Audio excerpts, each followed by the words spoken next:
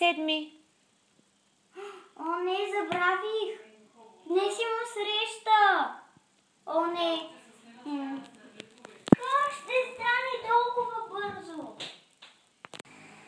Дано да се получи нещо.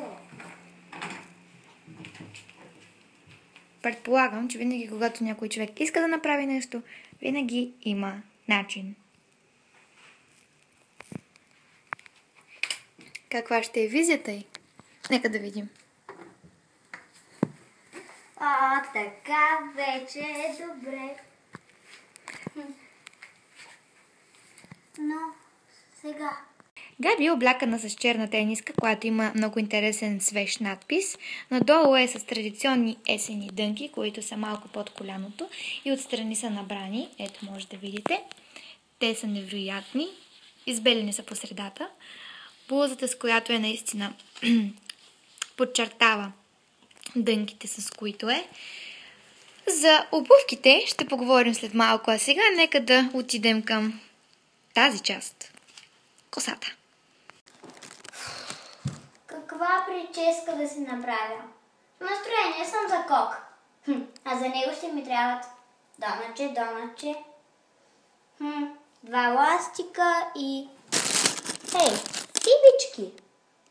Добре, съгласна съм. Да започвам.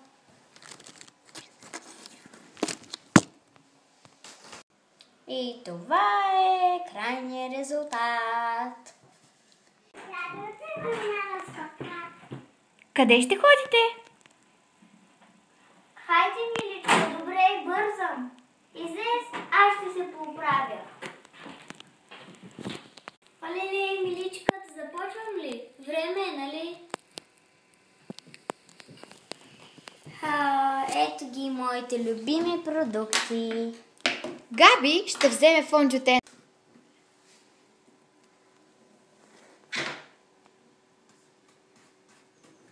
Габи вече нанеси фонджутена си. Тя вече дори го размазва. Точно така. Сега тя ще вземе... Така е по-добре. Заповядай, мила, играй си.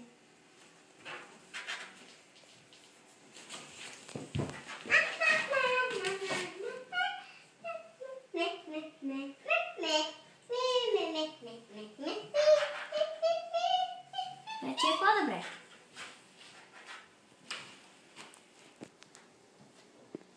И завършъка е ето този невероятен гланц.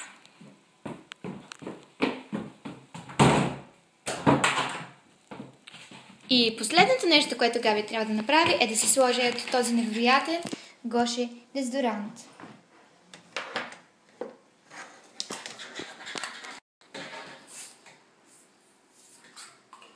И мисля, че е много радостна, защото тя завърши своя вид, защото сега тя отива на разходка с нейната приятелка. Нека само да кажем, че тя ще сложи ето тези обувки, които виждате тук.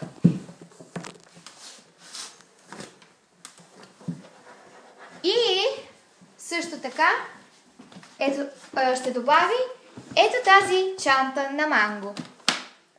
Мисля, че ще изглежда невероятно. Крайният вид на Габи. Тя е много радостна. Че успя. Тя чанта къде отива с нея?